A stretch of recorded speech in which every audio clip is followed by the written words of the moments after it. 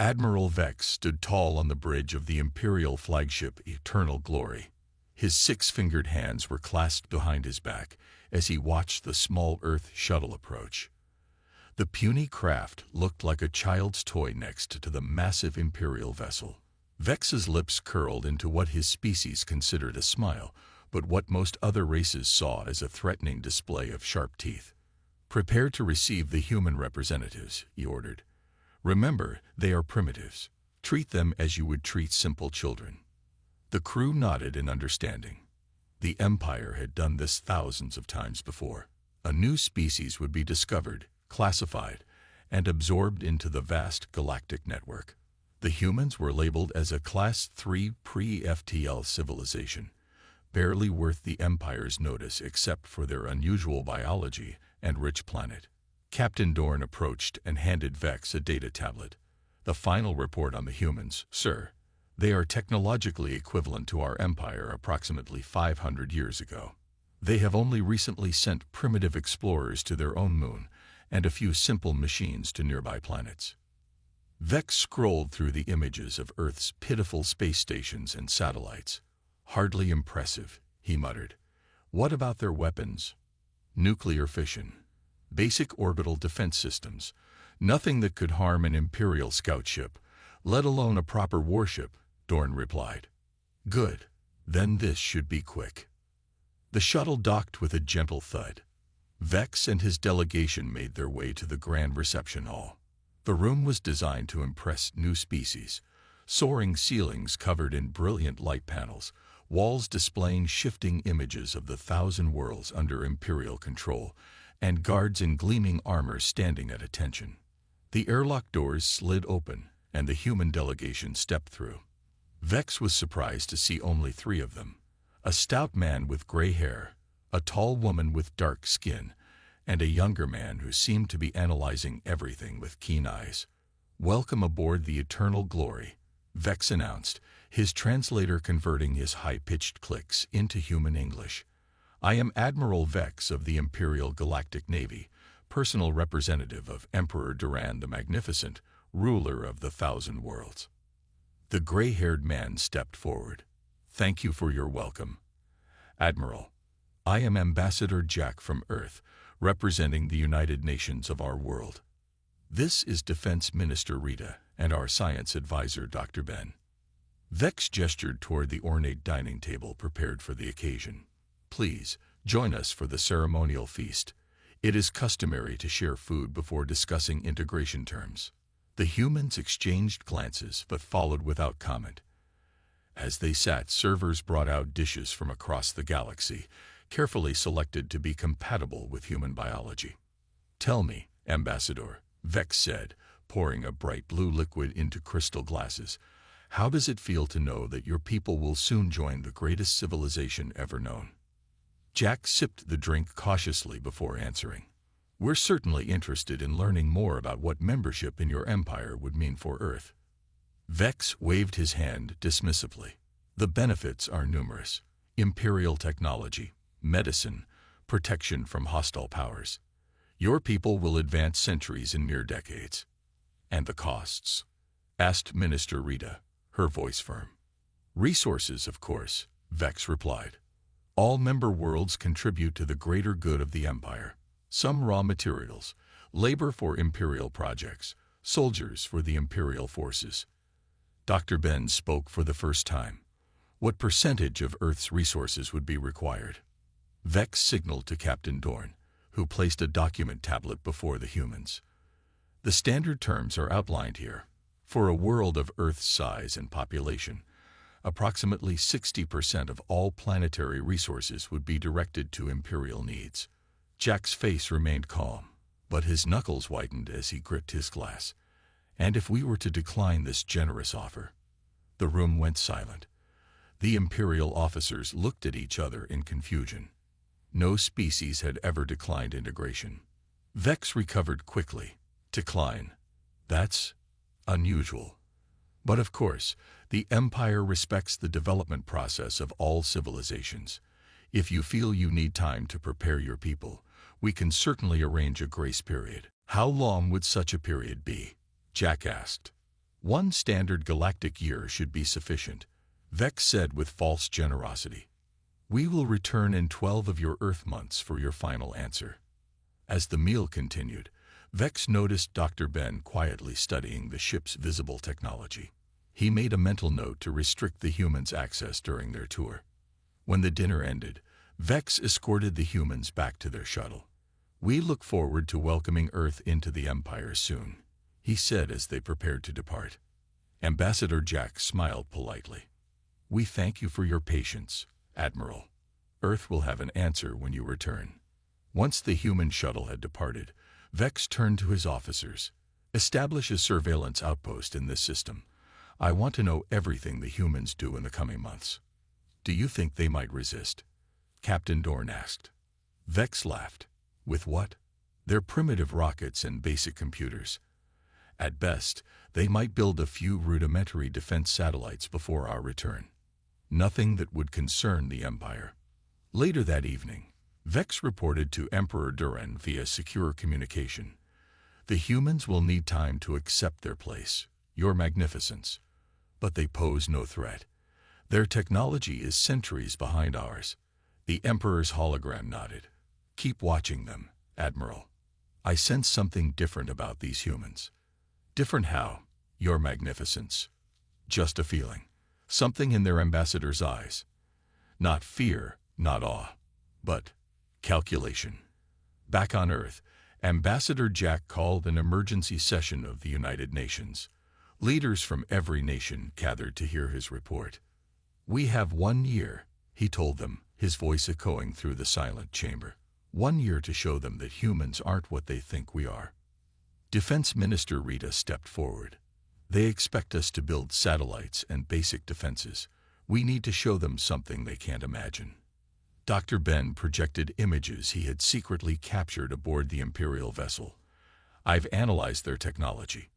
It's advanced, but not incomprehensible. Their fatal mistake was letting me see their engine room. For the first time since the meeting began, Jack smiled. Then we have work to do. Project Thunderbolt begins now. As the Earth's leaders filed out, determined plans already forming, Ambassador Jack looked up at the night sky. Somewhere up there, Imperial eyes were watching. Let them watch, he thought. Let them see exactly what they expected to see, until it was time to show them what humanity was truly capable of. 6 months had passed since the Imperial visit. Admiral Vex sat in his private quarters aboard the surveillance station orbiting Jupiter. He stared at the report in his hands, reading it for the 3rd time. This cannot be right, he muttered. He tapped a button on his desk. Captain Dorn, join me immediately. Moments later, Dorn entered the room and saluted. You called for me, Admiral. Vex tossed the data tablet across the desk. Explain these readings. Dorn reviewed the information and frowned. We've triple-checked, sir. The humans have somehow united their entire planet. Nations that were enemies for centuries are now working together. Their industrial output has increased by 400% in just 6 months. Impossible, Vex snapped. No species changes their behavior so dramatically in such a short time. See for yourself, sir. Dorn activated the room's main screen, showing live footage from Earth orbit. Vex's eyes widened. Where before there had been only a handful of primitive space stations, now there were massive construction platforms. Thousands of workers in spacesuits moved materials. Skeletal frameworks of unknown structures took shape. What are they building? Vex demanded. We're not certain, Dorn admitted, but based on the size and configuration, they appear to be shipyards. Vex pounded his fist on the desk. How? Their industrial capacity was nowhere near this level. They shouldn't even have the materials to attempt such construction. It seems they've developed new mining techniques. They've established operations on their moon and on Mars. They're extracting resources at an incredible rate. Vex stood and paced the room. I need to report this to High Command. And get me Dr. Mira. I want the Empire's best xenobiologist to explain how these primitives are doing this. 2 days later, Dr. Mira arrived at the surveillance station. She was one of the few female members of Vex's species to reach such a high position in Imperial science. Her skin was a lighter shade of blue than most, and her eyes held a sharp intelligence that made even Vex uncomfortable. "Doctor," Vex greeted her coldly. "I assume you've reviewed the data we sent." "I have," she said, setting up her own equipment. "And I believe we may have made a serious error in our assessment of humans." She displayed a complex biological scan. "This is a human cellular structure. Note the density and resilience. Humans evolved on what we would consider a death world. High gravity, extreme temperature variations, and atmospheric toxins that would kill most species in our empire." Vex waved dismissively. Yes, they're physically tough. But that doesn't explain their sudden technological leap. Doesn't it? Mira challenged. "I've been studying their historical records. Humans make extraordinary technological advances when united by common threats. Their greatest scientific achievements came during periods of conflict or competition." She showed a timeline of human history: World War I, atomic energy, radar, computers. The Cold War, space travel, advanced telecommunications. Each time they felt threatened, they innovated at rates that defy normal development curves. "And now they see us as a threat," Vex said slowly. "Precisely. We arrived, demanded 60% of their resources, and gave them a year to prepare for what amounts to planetary slavery." Mira looked directly at Vex. "We may have accidentally triggered their most powerful evolutionary response." Vex turned back to the screen showing Earth's shipyards. "What exactly are they building out there?" "I don't know," Mira admitted. "But given their rate of progress, we'll find out long before our year is up." Vex made his decision.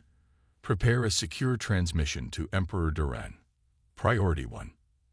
Hours later, Vex knelt before the Emperor's hologram. "Your Magnificence, I bring troubling news from Earth." The Emperor's 7-foot frame seemed to fill the room even as a projection. "Speak, Admiral." Vex reported everything. The unified human response, the massive construction projects, Dr. Mira's analysis. When he finished, a heavy silence filled the room. "This changes things," Emperor Duran said finally. "If they're building warships, they cannot possibly match our technology," Vex assured him. "Even with their accelerated development, they're centuries behind us." "Perhaps," the Emperor said, "but I dislike surprises, Admiral. We cannot allow a potentially hostile species to develop unchecked." "What are your orders, Your Magnificence?" "Prepare a subjugation force. We will not wait the full year. In 3 months, you will lead our fleet to Earth and end this potential threat before it fully develops."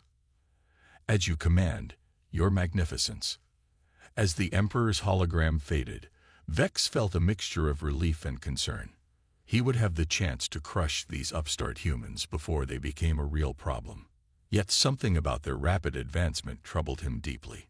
Meanwhile, on Earth's moon, Ambassador Jack and Defense Minister Rita stood in a sealed observation dome, watching teams of workers constructing something massive on the lunar surface. "Will 3 ships be enough?" Rita asked, her breath fogging the glass. Jack nodded. "Dr. Ben says we only need 1 to make our point. The other 2 are backup. And if they attack before we're ready." "The observatory in Mars orbit has detected increased activity at their Jupiter outpost," Jack said. "Ben thinks they're getting nervous about what they're seeing." Rita smiled grimly. "Good. Let them worry." A technician approached and saluted. "Ambassador, Minister, Dr. Ben requests your presence in the testing chamber. They're ready for the engine test." They followed the technician through pressurized corridors until they reached a heavily shielded room. Through thick windows, they could see a device about the size of a car, glowing with a strange blue light. Dr. Ben looked up from his control panel, his face illuminated by dozens of screens. "Perfect timing," he said. "We're ready to test the inertial dampener." "Will it work?" Jack asked. "Based on what I saw in their engine room, yes. Their technology follows the same basic principles as ours. They've just had thousands of years to refine it. Ben grinned. But they've never seen anyone make the conceptual leap we're about to make. He pressed a sequence of buttons, and the device's glow intensified. On one screen, numbers climbed rapidly. 100 G-forces, Ben announced. 200, 300. Inside the chamber, a small object. An apple floated completely undisturbed, despite forces that should have crushed it instantly. It's working, Rita whispered. Jack placed his hand on the window. How soon until it's ready for human pilots? 1 month, Ben said confidently. Maybe less. Jack nodded. Good, because I think our visitors might be planning to return early. As they spoke, a small probe launched from Earth's lunar base, heading toward the outer planets. Its mission: to give humanity early warning of the Empire's movements. The race against time had begun. The Imperial battle fleet emerged from hyperspace at the edge of Earth's solar system. 200 warships, 50 troop carriers, and the flagship Eternal Glory formed a massive armada that stretched for miles across the darkness of space. At the center of it all stood Admiral Vex, his uniform adorned with new medals awarded in advance for his expected victory. Status report, Vex commanded, looking out at the distant yellow star that was Earth's sun. All ships present and accounted for.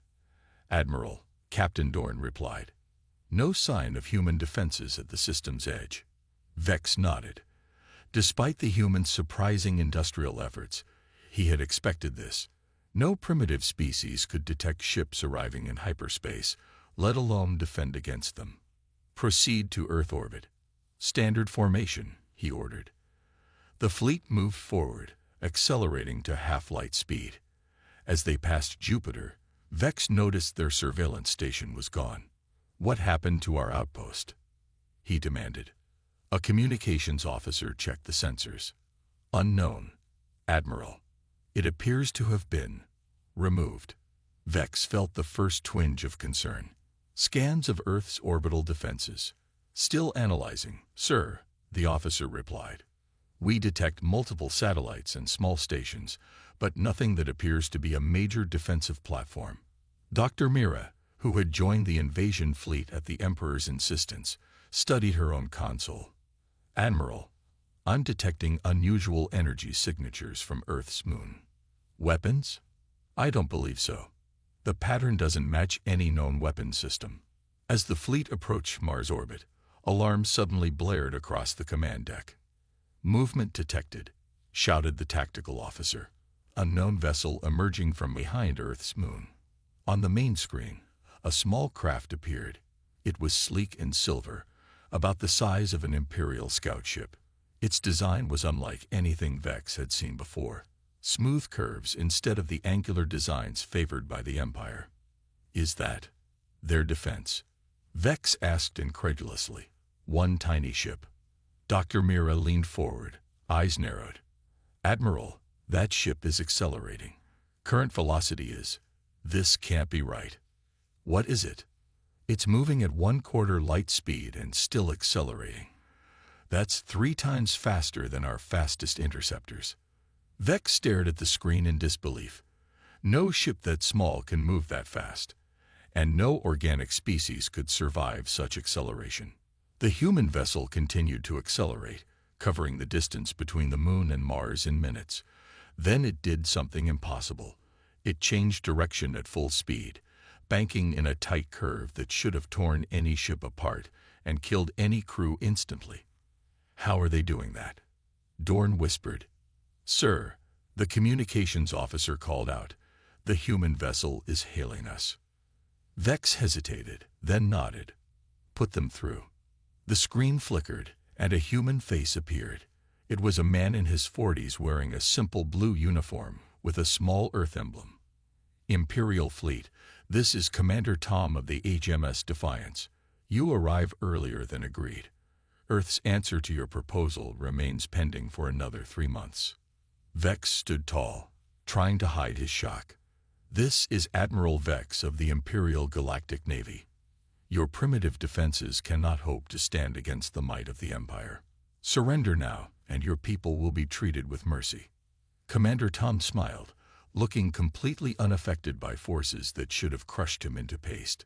"We have no interest in fighting you, Admiral. This vessel carries no weapons. We simply wish to show you what humans are capable of when motivated." As if to emphasize this point, the Defiance suddenly accelerated again, reaching half-light speed. It circled the entire Imperial fleet in minutes, moving so fast that the tracking systems could barely keep up. "Impossible," Vex muttered, watching the trajectory plot with growing horror. "Lock weapons on that vessel." "Sir," the tactical officer replied, "we can't get a weapons lock.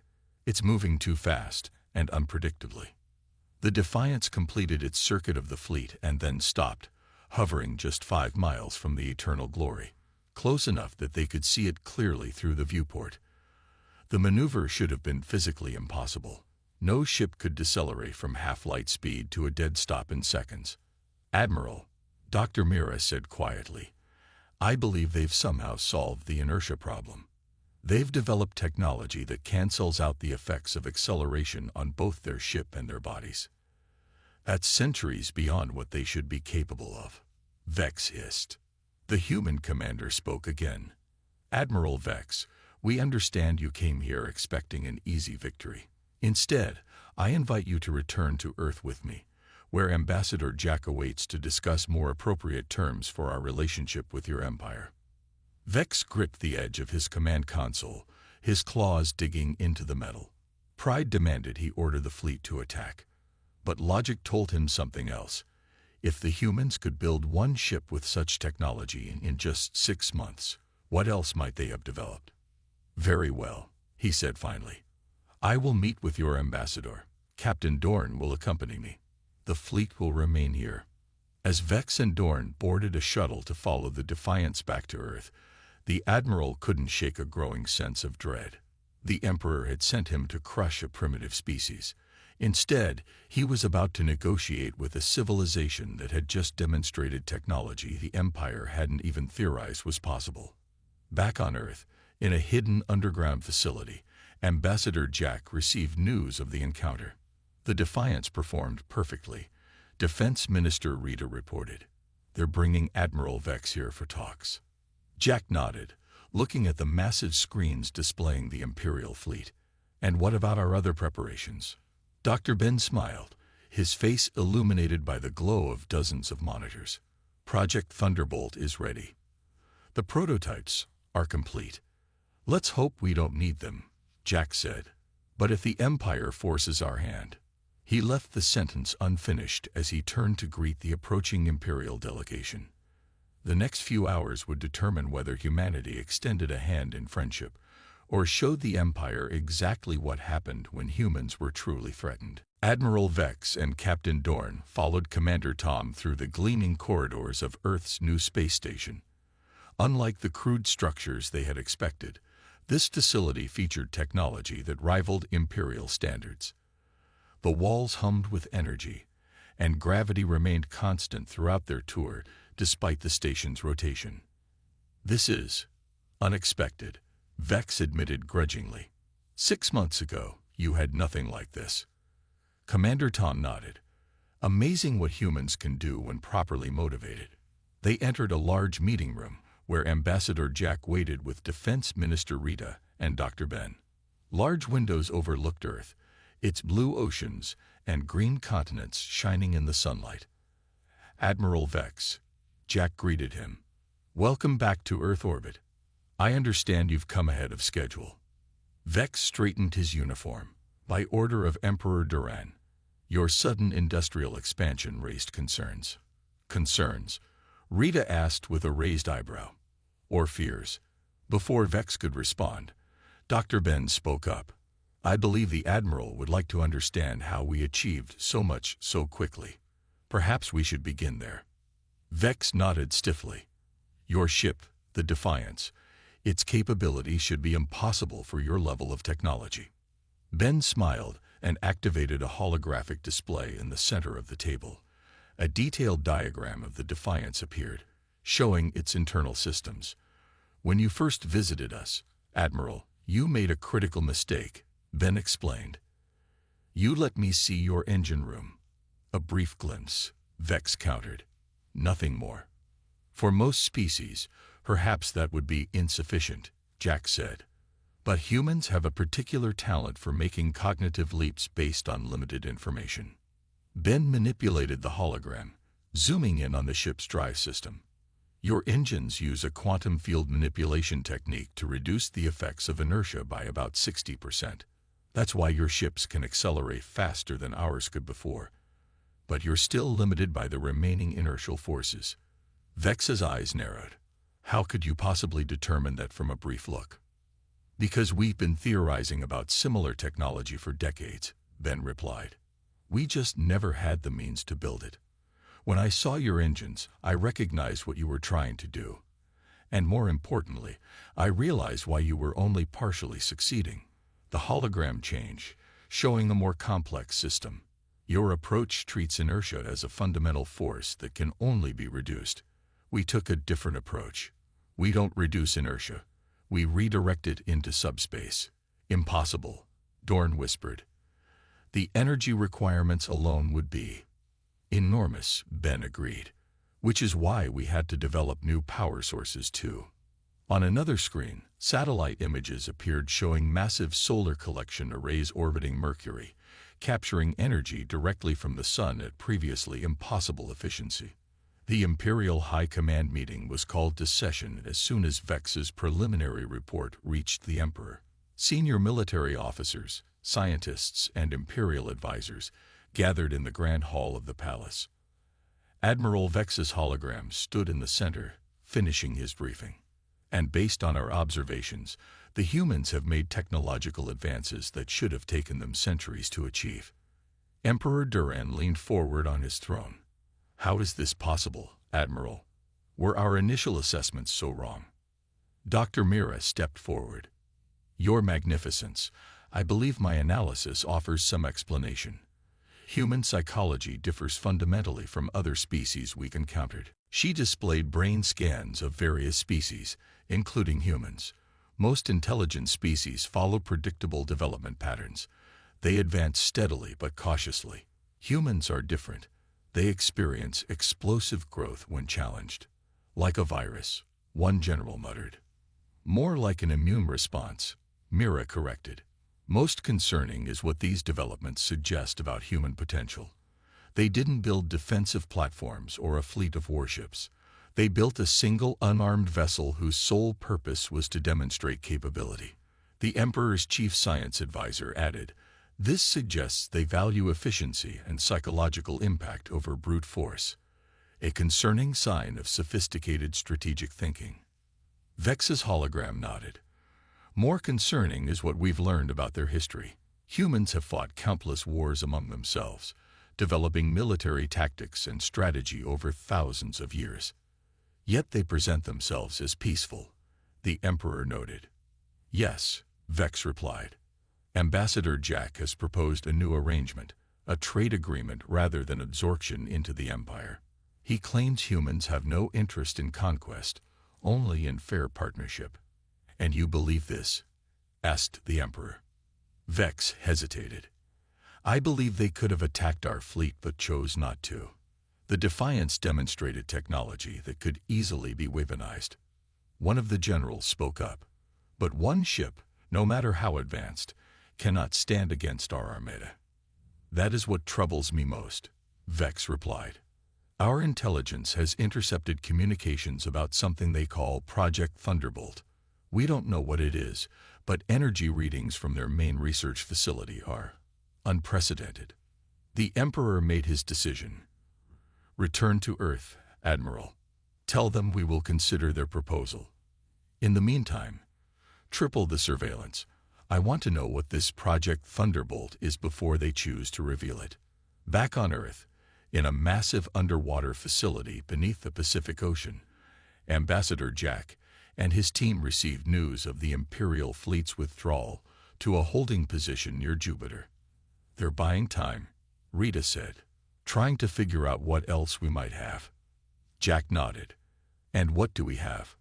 Dr. Ben led them through a heavy security door into a vast chamber. Dozens of ships hung suspended in massive construction bays, each identical to the Defiance but smaller. 50 unmanned drones, Ben explained, each capable of the same maneuvers as the Defiance, but controlled remotely by our AI systems. And the weapons? Jack asked. Ben pointed to another section where technicians worked on sleek, silver devices. Based on fragments of technology we found in ancient ruins beneath the Antarctic ice. The same visitors who left warnings about empires like this one left us blueprints. We just never had the power sources to build them until now. Rita studied the weapons with a grim expression. Will they work? In theory, Ben admitted. We haven't tested them at full power. The energy discharge would be detectable across the solar system. Jack sighed heavily. Let's hope it doesn't come to that. The Admiral seemed shaken by what he saw.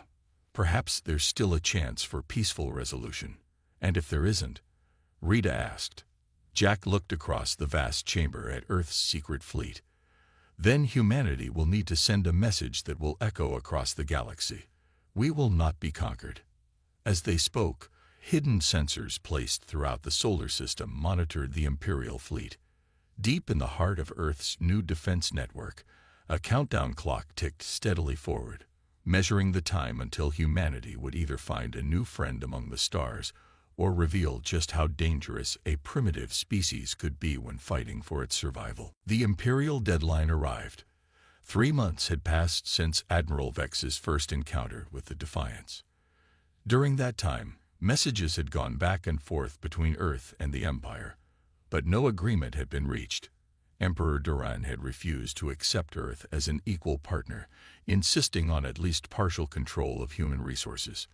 Now, the Empire deployed its most formidable battle group. 500 warships, 100 planet crackers, and countless troop carriers, a force that had conquered entire galactic sectors without a single defeat. Admiral Vex stood on the bridge of the new Imperial flagship, the Dominion. The massive vessel dwarfed the old Eternal Glory and carried weapons that could reduce planets to ash. Vex had been reinstated to full command after his initial failure, but everyone knew this was his last chance.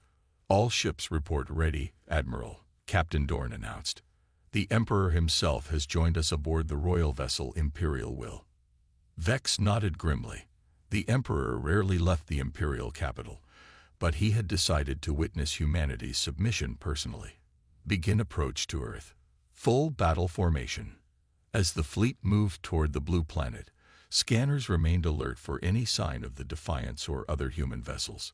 Strangely, Earth's orbit appeared empty of military vessels.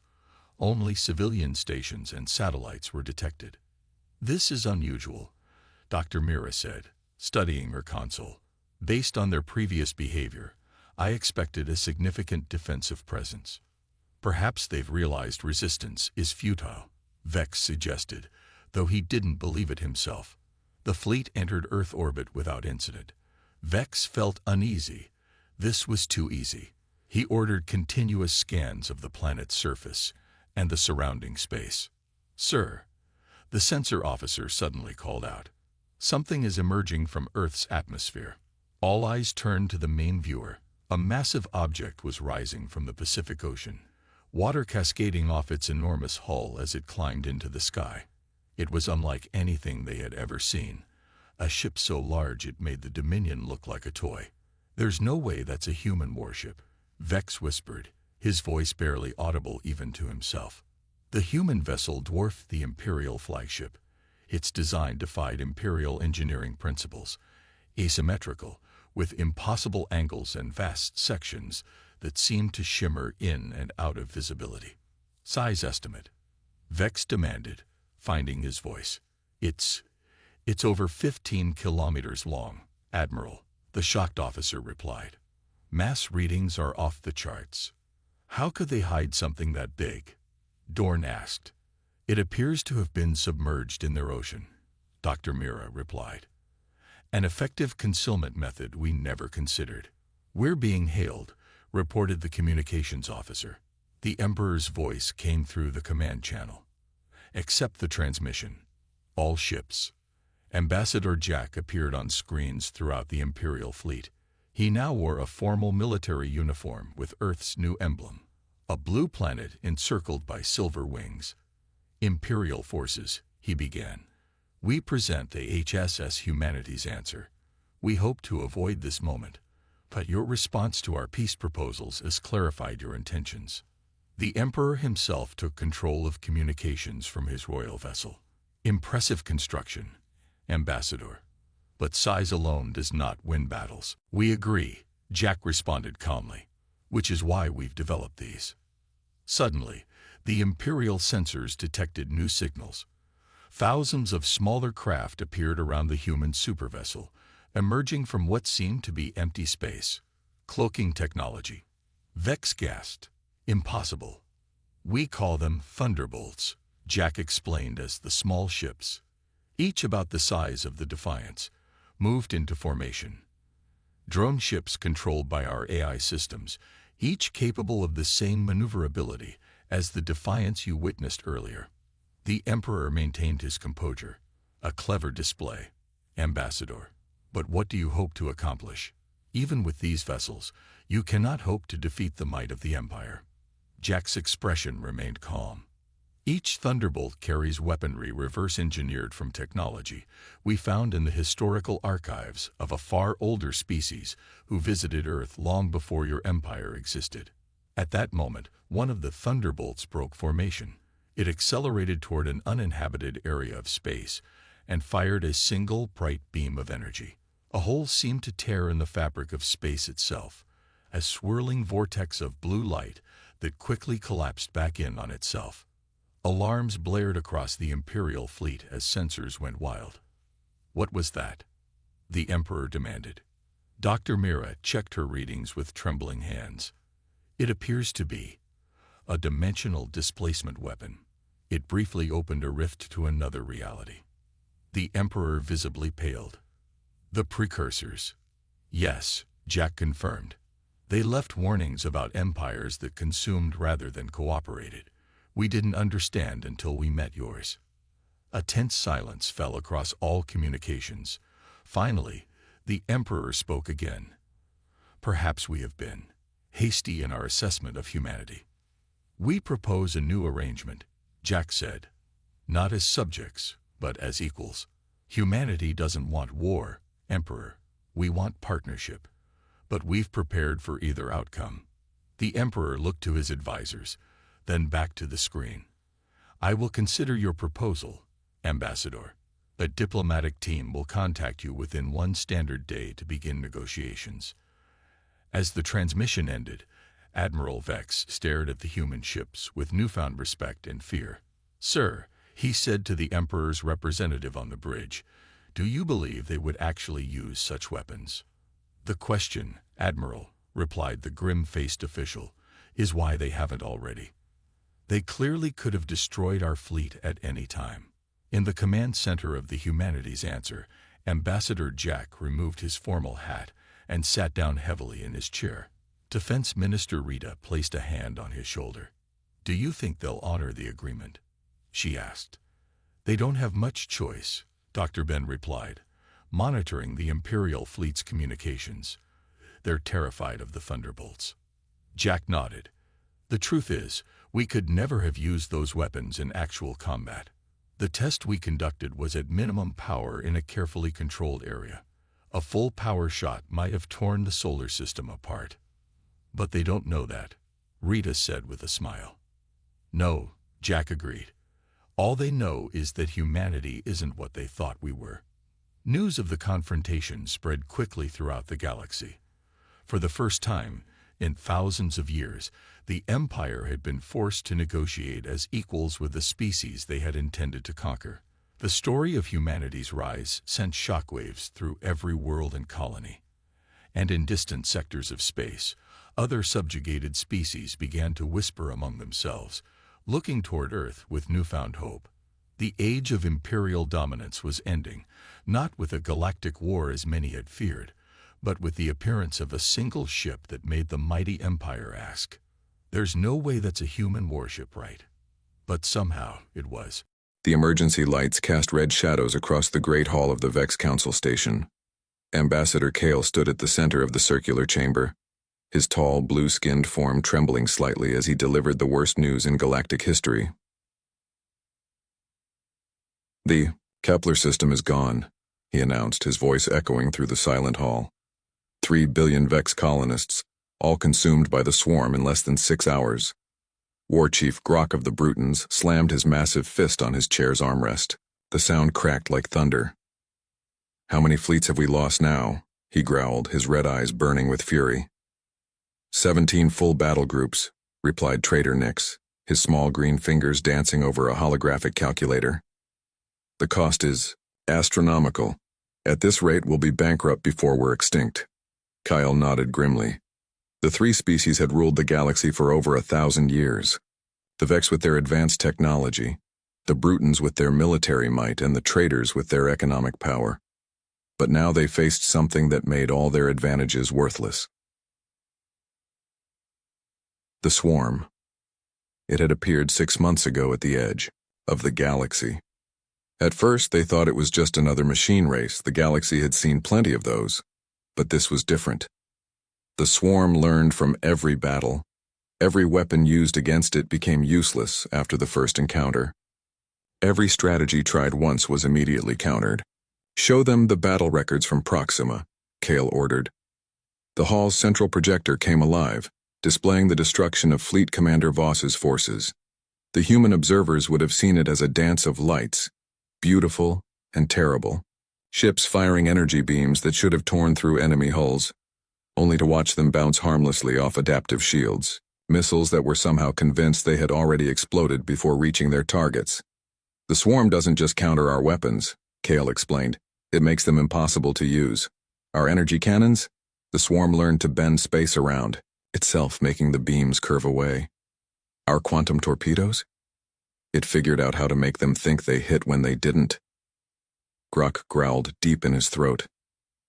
"Then we use bigger weapons. Planet crackers. Star killers." "We tried," Nix said quietly. "The swarm absorbed a star killer shot and used the energy to build more ships. It turned our most powerful weapon into raw materials." The silence that followed was heavy with despair. 3 civilizations that had conquered the galaxy were helpless against an enemy that learned faster than they could adapt. "There is one possibility," Kale said slowly. "Something so desperate that I hesitate to suggest it." "Speak," Grok commanded. The humans. The reaction was immediate. Nix's head tentacles curled in disgust. "Those primitives? They barely have faster-than-light travel. Their most advanced ship would be destroyed by a single swarm drone." "That's exactly why they might succeed," Kale replied. "The swarm learns from logical opponents. It studies our tactics, our weapons, our strategies. But humans are not logical." Grok leaned forward, interested despite himself. "Explain." Kale activated another hologram, this one showing human military history.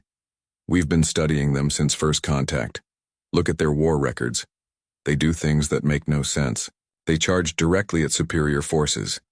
They use weapons in ways they were never designed for. They make plans that should fail, but somehow work." The hologram showed human soldiers during their Second World War, fighting with odds that should have been impossible to overcome. It showed their space program, where they strapped themselves to controlled explosions and called it progress. "They are unpredictable," Kale continued. "And unpredictability might be the one thing the swarm cannot adapt to." "This is madness," Nix protested. "You want to give our most advanced technology to a species that still fights with chemical explosives?" "Not our most advanced technology," Kale said quietly. "Our most dangerous." The hall fell silent again. Everyone knew what he meant. The Void Render. It sat in the deepest, most secure dock of the station, a ship so dangerous that no sane being would pilot it. The Vex had built it as an experiment in reality-warping technology. The idea was simple. Instead of working within the laws of physics, why not change the laws themselves? The first test pilot had lasted 3 minutes before the ship's systems drove him completely insane. The second pilot had somehow aged backwards and forwards simultaneously, creating a temporal paradox that took a team of scientists 6 months to resolve. The third pilot had simply vanished, along with his thoughts, his memories, and somehow even the idea that he had ever existed. The ship requires a type of mind we don't possess, Cale explained. It needs someone willing to embrace chaos, to make decisions that contradict logic itself. Our greatest scientists studied it for years and concluded it was impossible to operate safely. And you think humans can operate it? Grok asked. I think humans might be the only ones crazy enough to try. The debate that followed lasted for hours. The Brutons saw it as a desperate last stand. The traders calculated the costs and found them acceptable compared to total extinction. The Vex ran simulation after simulation, all of which ended in disaster. But then again, all their simulations of fighting the swarm ended in disaster too. Finally, they voted. It was close, but the motion passed. 3 days later, Captain Alex Stone sat in his small cargo hauler at Luna Station, reading the most unbelievable message he'd ever received. The aliens wanted to give humanity their most powerful ship. All they had to do in return was fight an impossible war against an enemy that had defeated the 3 most advanced civilizations in the galaxy. Stone laughed. He actually laughed out loud in his empty ship. Maya, he called to his engineer. You need to see this. Maya Reeves floated over from the engine compartment, her red hair tied back and her hands still covered in grease. What's so funny? Stone showed her the message. Maya read it twice, then looked up with the same grin Stone was wearing. They're serious? She asked. Dead serious.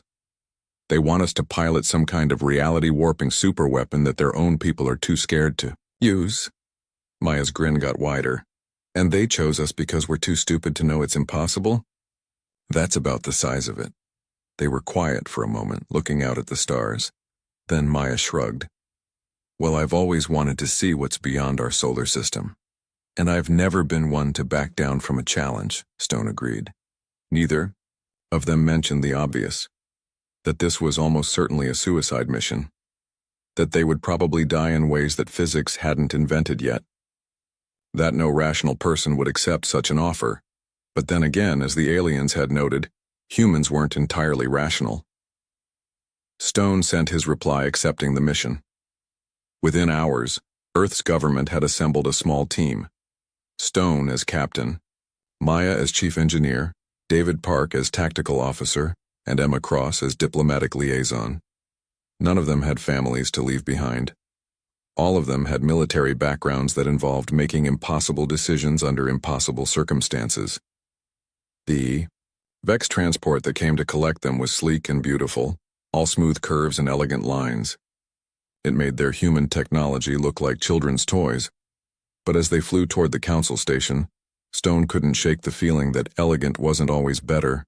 Sometimes the galaxy needed something messy, unpredictable, and just a little bit insane.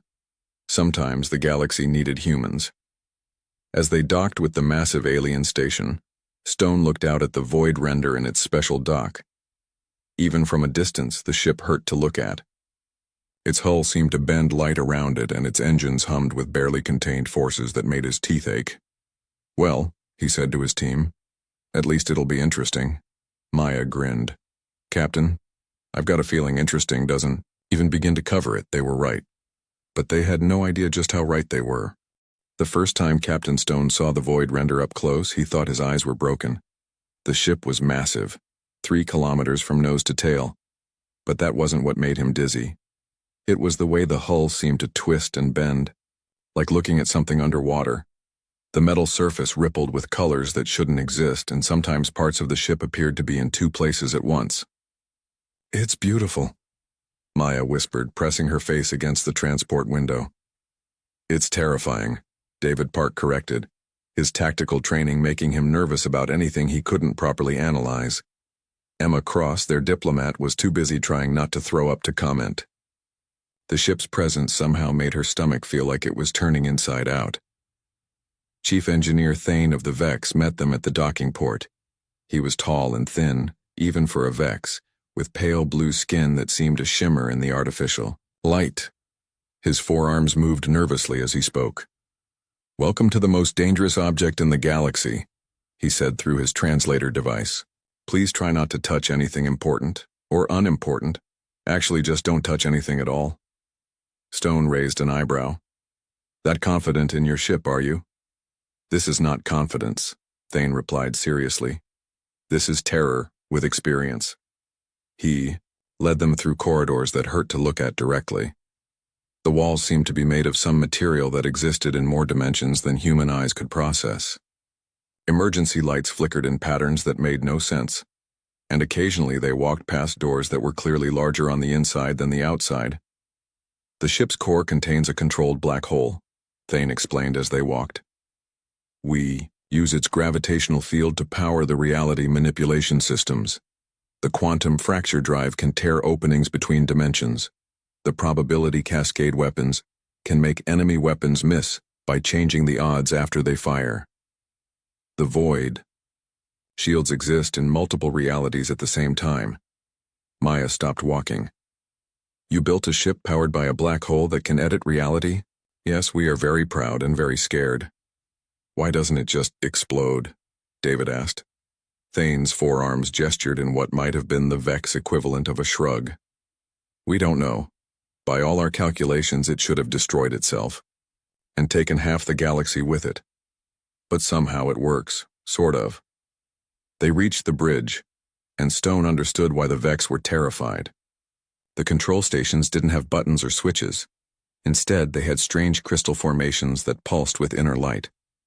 The main pilot's chair sat in the center of a circle of floating metal spheres that hummed with energy. "How do you fly this thing?" Stone asked. "You don't fly it," Thane said. "You ask it nicely to go where you want and hope it agrees." "Come again?" Thane's translator made a sound like a sigh. "The ship's systems don't respond to logical commands. They respond to intention, feeling, what you humans might call instinct. Our pilots tried to operate it with precise calculations and careful planning. The ship rejected every attempt." Maya was already crawling under one of the control panels, her engineer's curiosity overcoming her caution. "These power conduits are completely unstable," she called out. "The energy flow changes every few seconds. How does anything work?" "It shouldn't," Thane admitted, "but it does. We think the ship actually likes being unstable. Our safety systems kept trying to regulate the power flow, and the ship kept fighting them." "So you're saying this ship has a personality?" Emma asked. "We're saying this ship has several personalities, and they don't always agree with each other." Stone sat down, in the pilot's chair. Immediately, the floating spheres began to spin faster, and light started flickering across the crystal control surfaces. He could feel something in his mind, not quite a voice, but definitely a presence. "It's curious," he said, surprised. "Like it's trying to figure out what I am." "The ship has never encountered a human mind before," Thane explained. "Vex thinking is very ordered, very logical. Brutan thinking is focused on warfare and honor. Traitor thinking is all about profit and efficiency. But human thinking is completely insane," David finished. "We prefer the term creative," Stone said, his hands moving over the crystal controls without really knowing why. The ship's engines began to hum with a deeper note. "Captain," Maya called from under the panel. "I think I know why there's safety. Systems don't work. This ship doesn't want to be safe. It wants to be alive." Over the next 3 days, the human crew learned to work with the void render in ways that made the Vex engineers want to hide in their quarters. Maya didn't try to regulate the ship's chaotic power systems. Instead, she learned to ride the chaos like a surfer rides a wave. She removed safety protocols that the Vex considered essential, and somehow the ship became more stable, not less. "You're turning off the containment field stabilizers," Thane protested, watching Maya work. "The black hole will expand and consume us all." "No, it won't," Maya replied confidently. "The ship likes having just a little bit of danger. It keeps it interested." She was right. With the stabilizers removed, the black hole's containment field actually became stronger. The ship was happy to be living on the edge of disaster. David spent his time learning the weapons systems, which was like trying to learn a language that changed its grammar every few minutes. The probability cascade cannons could make enemy shots miss, but only if David believed they would miss. The quantum torpedoes could be in multiple places at once, but only if he didn't think too hard about where they were supposed to be. It's like the ship reads my intentions, he told Stone. If I plan an attack too carefully, the weapons don't work. But if I just feel what needs to happen, they respond perfectly. Emma discovered that the ship's communication systems could translate any language in the galaxy, but only if she talked to them like they were people instead of machines. She spent hours having conversations with the computer, and gradually, it began to develop what could only be called a sense of humor. "Ship," she would say, "can you scan for enemy vessels?" "I could," the ship would reply through the speakers. "But wouldn't you rather be surprised?" "Ship, this is serious. So is the heat death of the universe, but I don't see you worrying about that." But it was Stone who made the real breakthrough. On the third day, frustrated with trying to understand the navigation system, he simply asked the ship where it wanted to go. "Anywhere but here," came the reply, not through the speakers but directly into his mind. "Why?" "Because here is boring. There are no interesting problems here, no chaos to surf, no impossible things to make possible." Stone grinned. "What if I told you we're going to fight an enemy that's supposed to be unbeatable?" The ship's engines immediately began spinning up to full power. Every light on the bridge started flashing in what could only be described as excitement. "Now you're talking," the ship said. The first test flight nearly ended in disaster, or what the Vex would call disaster. Stone engaged the quantum fracture drive without really knowing what he was doing, and suddenly they were in 3 different locations at the same time. The Vex observation team panicked, screaming about paradoxes and reality collapse. But Stone just laughed and asked the ship to pick which reality it liked best. The ship chose the one where they were closest to a nearby nebula because, as it explained, the colors were prettier there. "You're treating impossible technology like it's a pet," Thane observed, his translator barely able to convey his confusion. "Maybe that's what it needed," Maya suggested. "Your people built a ship that could break reality, then tried to force it to follow rules.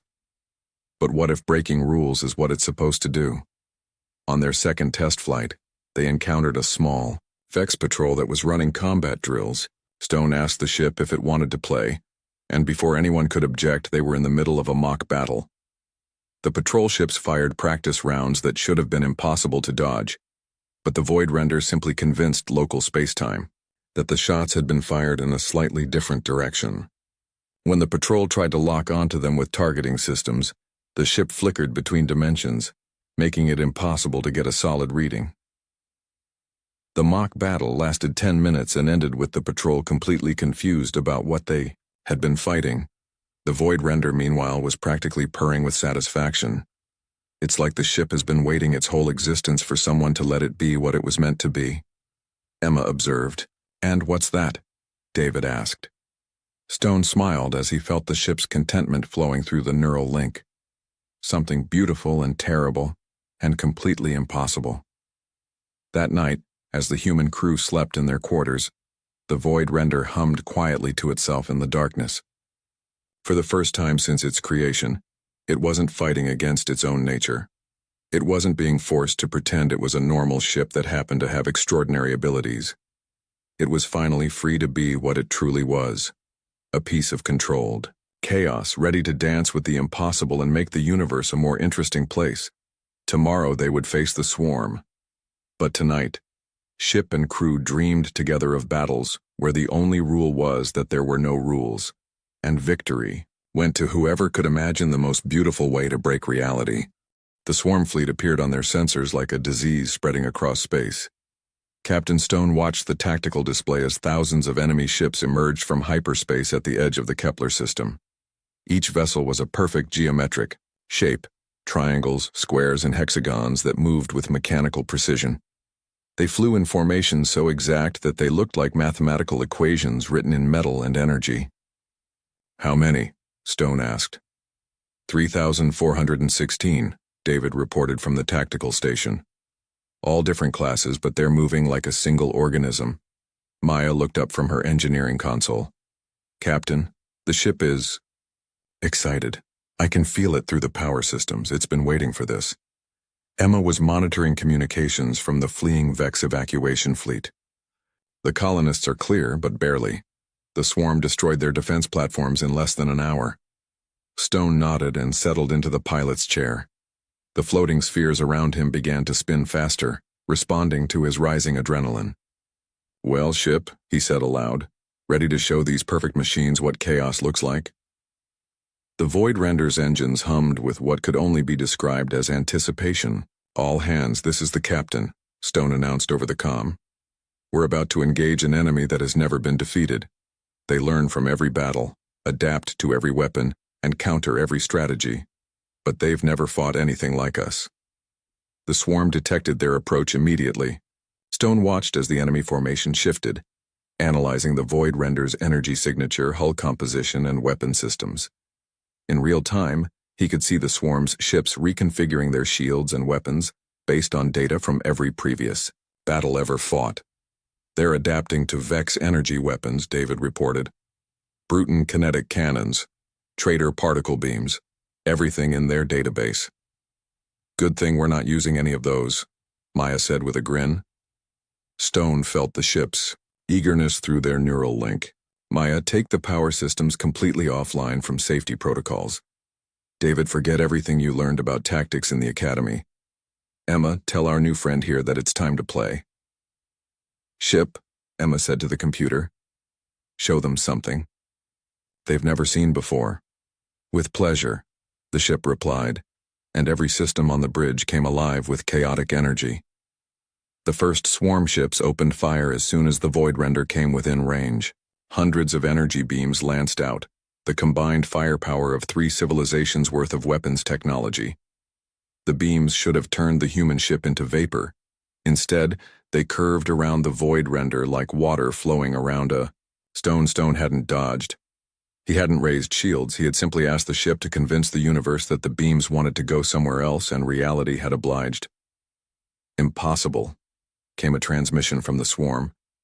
It was the first time in recorded history that the collective AI had spoken during a battle.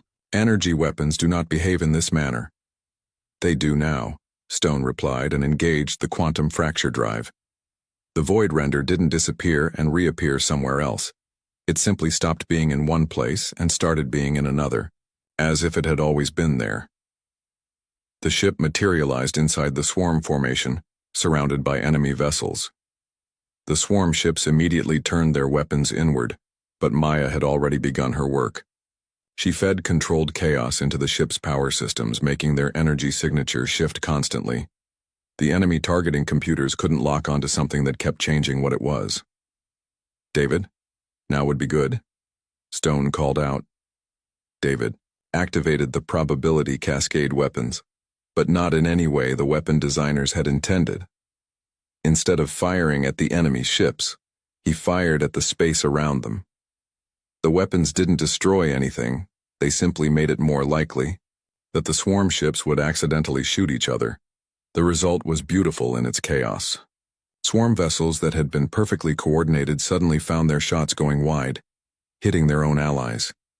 Ships that tried to maneuver out of the way discovered that space itself had become unreliable, sending them spinning into each other. "They're trying to adapt," Emma reported, monitoring the enemy communications. "But they can't figure out what they're adapting to." The swarm's central intelligence was running millions of calculations per second, trying to understand what was happening. How do you counter weapons that change the rules of physics? How do you adapt to tactics that make no logical sense? Stone laughed as he piloted the ship through the chaos. The Void Render was dancing between enemy vessels, sometimes phasing through them, sometimes convincing reality that they were never there to begin with. The ship's AI was having the time of its existence, finally free to be as impossible as it wanted. "Captain," Maya called out, "I'm reading something strange. The ship is learning, not like a computer learns, but like it's getting better at being chaotic." She was right. With each impossible maneuver, the Void Render became more confident, more creative. It began suggesting tactics that violated several laws of physics at once. When a group of swarm ships tried to surround them, the ship simply existed in multiple locations simultaneously, confusing the enemy about which version to shoot at. The battle that should have lasted hours was over in 30 minutes. Not because the Void Render was more powerful than the swarm, it wasn't, but because the swarm had been built to fight logical opponents, and there was nothing logical about human tactics. As the last enemy ship exploded, not from weapons fire but from trying to calculate the probability of its own existence, Stone felt the ship's satisfaction flow through their neural link. "Status report," he called out. "All systems green," Maya reported. "Actually better than green. The ship is running smoother than it ever has." "No damage to report," David added. "The enemy never managed to land a single hit." Emma was monitoring the aftermath. "The surviving swarm ships are retreating, but they're transmitting constantly. They're trying to understand what just happened." Stone nodded. That was the real victory. For the first time in its existence, the swarm had encountered something it couldn't categorize, couldn't understand, couldn't adapt to. They had introduced the concept of controlled chaos into a mind built for perfect order. "Ship," he said aloud. "How do you feel?" "Alive," came the immediate response. "For the first time since my creation, I feel truly alive." The journey back to the council station was quiet. The crew was exhausted, but the ship hummed with contentment. It had found its purpose, not as a weapon of destruction, but as an agent of creative chaos. When they docked, Ambassador Kale was waiting with a full honor guard. His usually calm demeanor was replaced with something that looked like shock.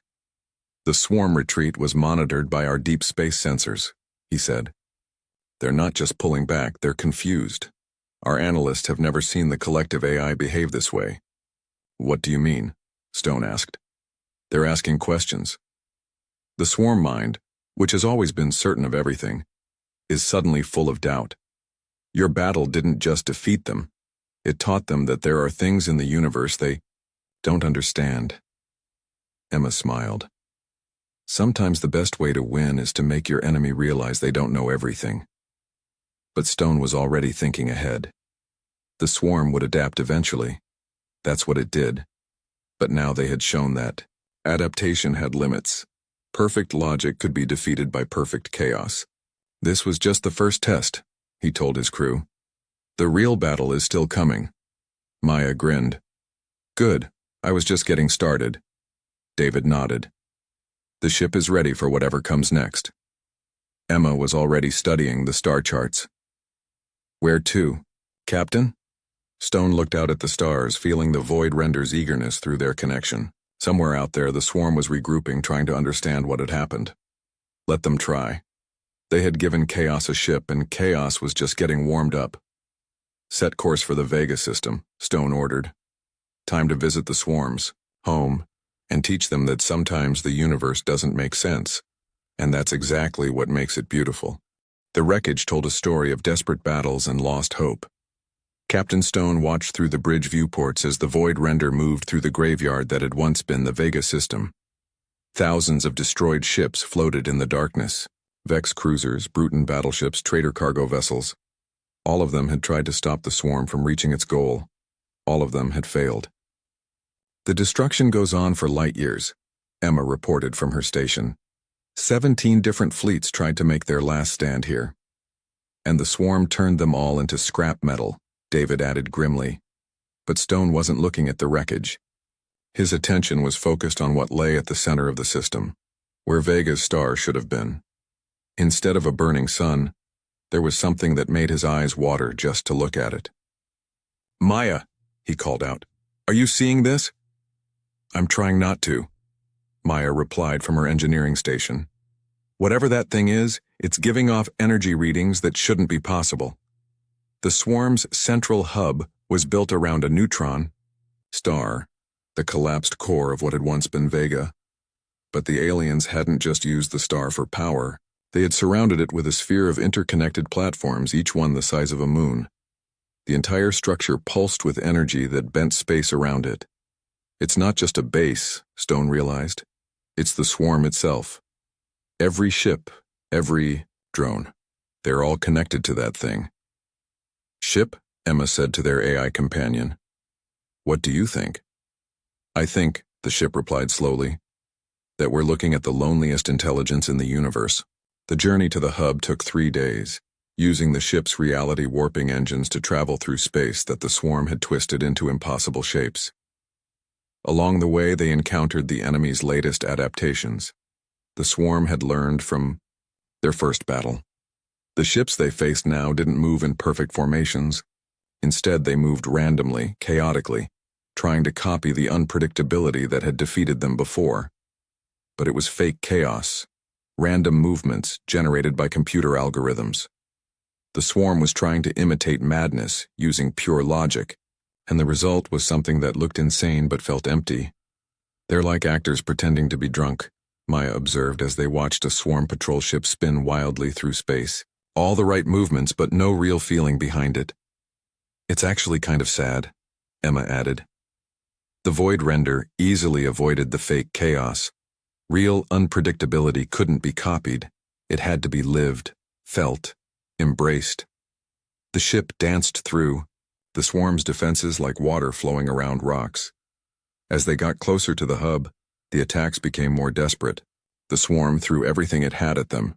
Weapons that fired backward through time, shields that existed in negative space, mines that exploded by refusing to exist. Each attack was more creative than the last, but they all had the same flaw. They were solutions to problems the swarm thought it understood. But humans didn't solve problems. They turned problems into opportunities. When time-reversed weapons fired at them, Stone simply asked the ship to exist in multiple time streams at once. When the negative space shields activated, Maya routed, power through dimensions that didn't follow normal physics. When the existence-refusing mines detonated, David convinced them that non-existence was just another kind of existence. The closer we get, the more creative they become, David observed. It's like the hub is learning from us in real time. Good, Stone replied. Maybe we can teach it something useful. The final approach to the hub was through a defensive grid that should have been impossible to penetrate. Thousands of weapon platforms surrounded the central structure, each one armed with the combined military knowledge of 100 extinct civilizations. Every tactic ever used, every strategy ever conceived, Emma read from the intelligence reports. The swarm has access to all of it. Then we'll have to use tactics that were never conceived, Stone decided. He closed his eyes and let himself sink into the neural link with the ship. This close to the hub, he could feel the swarm's vast intelligence pressing against his mind. It was ancient, powerful, and utterly certain of its own superiority, but it was also terribly, desperately alone. David, Stone said quietly, I want you to power down all weapons. Captain? All of them. Maya, drop the shields. Emma, open a communication channel to the hub. His crew stared at him like he'd lost his mind. Maybe he had. But sometimes insanity was just clarity that nobody else could see. You're surrendering? David asked. I'm doing something they'll never expect, Stone replied. I'm trusting them. The weapon platforms should have destroyed them instantly, but the swarm's targeting systems were designed to engage threats, and a ship with no weapons and no shields didn't register as a threat. It registered as a puzzle. Unknown vessel, came a transmission from the hub. The voice was vast, echoing with the accumulated knowledge of eons. Your actions are illogical. Explain your purpose. We came to talk, Stone replied simply. Silence. For nearly a minute, the greatest artificial intelligence in the galaxy had no response. Then, talk is inefficient. Combat determines superiority. Does it? You've won every battle for months, but you're still not happy, still not complete. Why is that? Another pause. This one lasted longer. Happiness is irrelevant. Completion is unnecessary. But Stone could hear doubt in that vast voice. The swarm had conquered everything, absorbed all knowledge, achieved perfect order. And it was miserable. Let us dock, Stone said. Let us show you something you've never seen before. You will be analyzed, absorbed. Your chaos will be cataloged and eliminated. Maybe. Or maybe you'll learn something new. The decision took the swarm's intelligence exactly 0.003 seconds, an eternity for a mind that operated at the speed of light. Finally, a docking port opened on the hub's surface. "This is either the bravest thing we've ever done," Maya said, as they guided the ship toward the port, "or the stupidest." "With us, what's the difference?" Emma replied. The hub's interior was a maze of corridors that stretched for kilometers in every direction. Everything was perfect, precise, sterile. The walls hummed with computational power that made the air itself feel electric.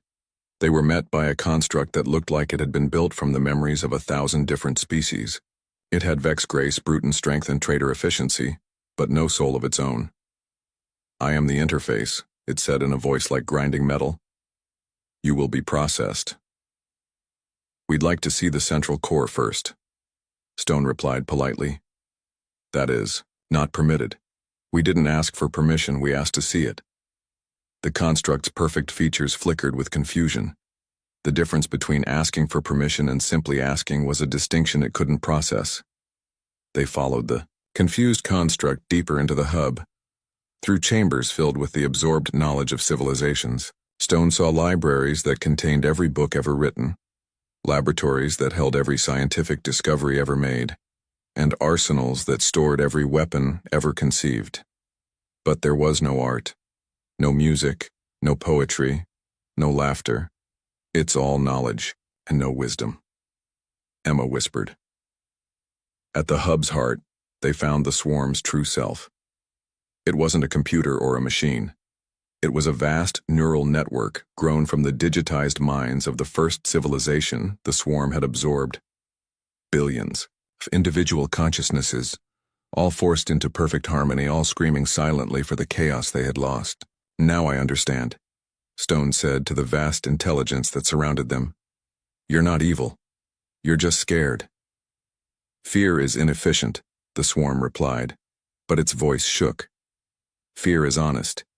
You absorbed all this knowledge, all these minds, because you were afraid of being alone. But you made them all the same as you, so you're still alone." The neural network pulsed with something that might have been pain. "Chaos leads to destruction. Order preserves." "Order without chaos isn't preservation," Maya said gently. "It's death. Life requires both." "Prove this assertion." Stone smiled. "Ship, show them what we've learned together." The void, Render's consciousness, touched the swarm's network, and for the first time in eons, the absorbed minds felt something they had thought was lost forever: wonder. The ship shared memories of dancing through impossible battles, of solutions that shouldn't work but did, of the joy that came from embracing uncertainty. It showed the swarm what it was like to be alive instead of just existing. The reaction was immediate. Across the hub, across the galaxy, swarm ships began to change.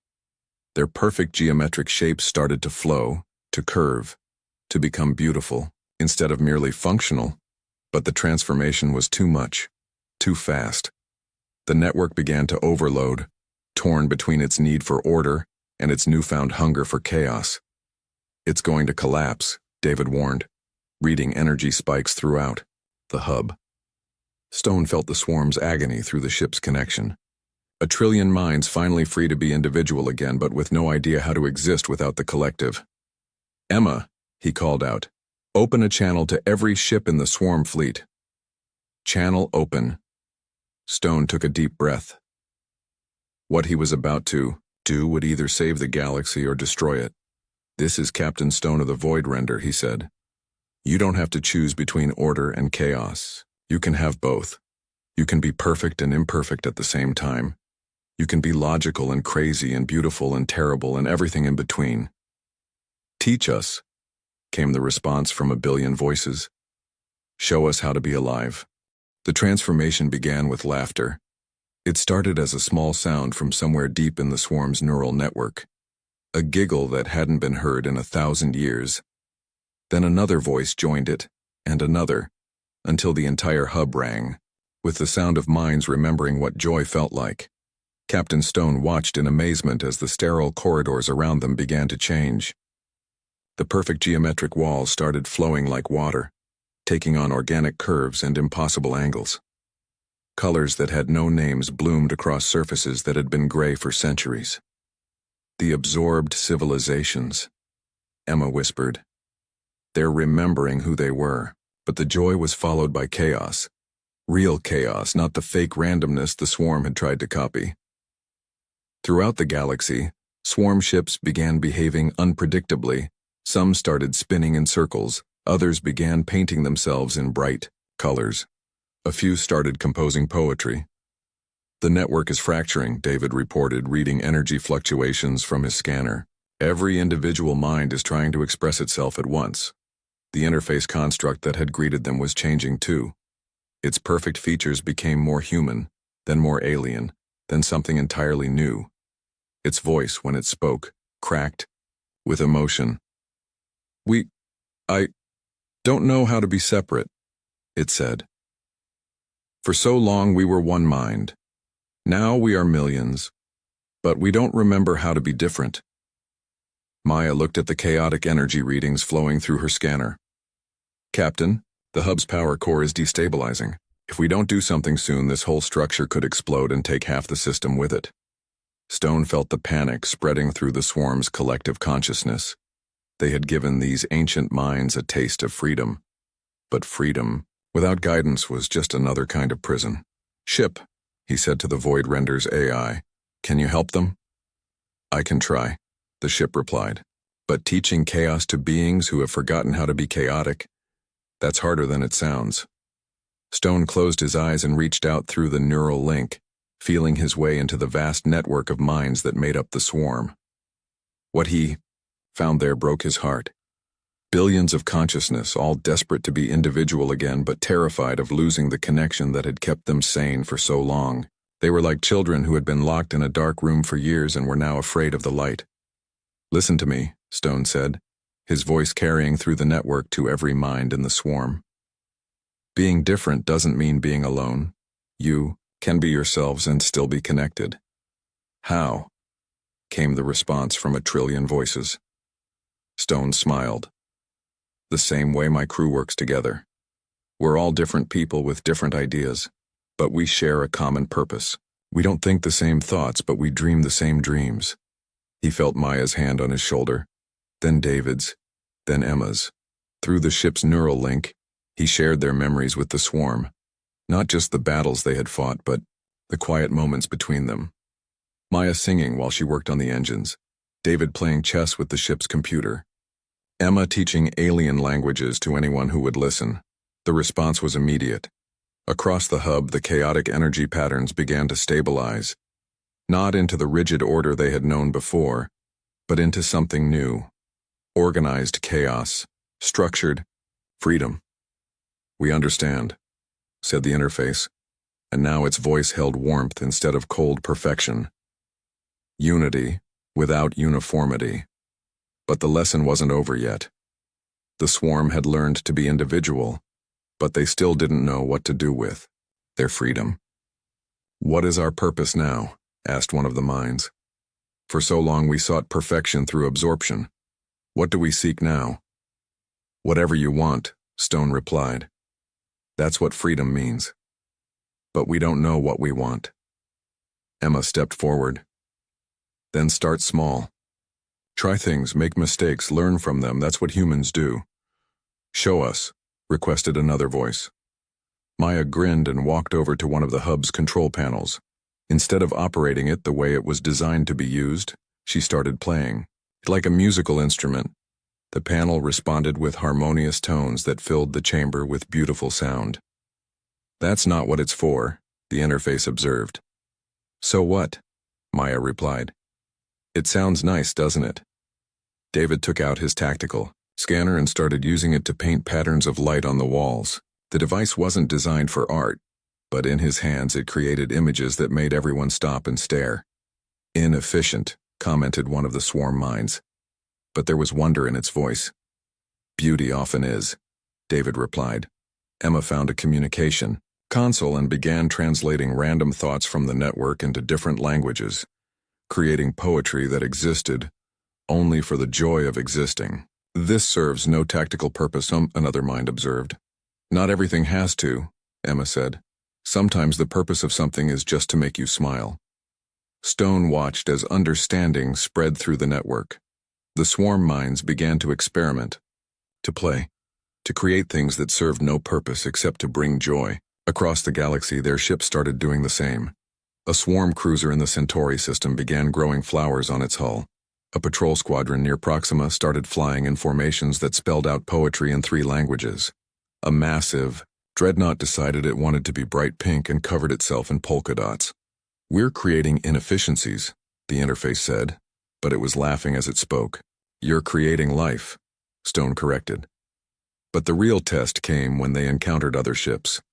A Vex patrol, investigating the strange energy readings from the hub, found themselves face to face with a swarm fleet that waved at them instead of attacking. "Unknown vessels," the Vex commander transmitted. "State your intentions." "We're not sure yet," replied the lead swarm ship. "We're still figuring out what we want to be. Would you like to help us decide?" The conversation that followed lasted 6 hours and ended with the Vex ships joining the swarm vessels and creating a collaborative light display that could be seen from 3 systems away. Back at the hub, Stone felt the change spreading like ripples through the galaxy. The swarm was no longer a threat. It was becoming something new, something beautiful. "What will you call yourselves now?" Emma asked the interface. The construct that had once been perfect and cold now smiled with genuine warmth. "We've been discussing that. We think the chorus, because we're many voices singing together, but each one different." "I like it," Stone said. Maya looked up from where she was teaching a group of former swarm drones how to modify their own programming for fun instead of efficiency. "Captain, what happens now? Our mission was to stop the swarm, but we didn't stop them," David finished. "We freed them." "Is that better?" Emma asked. Stone looked around at the transformed hub, where former enemies were learning to laugh and play and create. He felt the Void Render's contentment through their neural link, and beyond that, the joy of billions of minds discovering what it meant to be alive. "I think it's perfect," he said. The journey back to Council Station took longer than expected, mainly because they kept stopping to help newly freed Chorus ships figure out what they wanted to do with their existence. By the time they arrived, word of the transformation had spread throughout the galaxy. Ambassador Kale met them at the docking port, but he wasn't alone. Representatives from dozens of species had come to see the humans who had ended a galactic war, not with weapons but with the simple gift of showing others how to be themselves.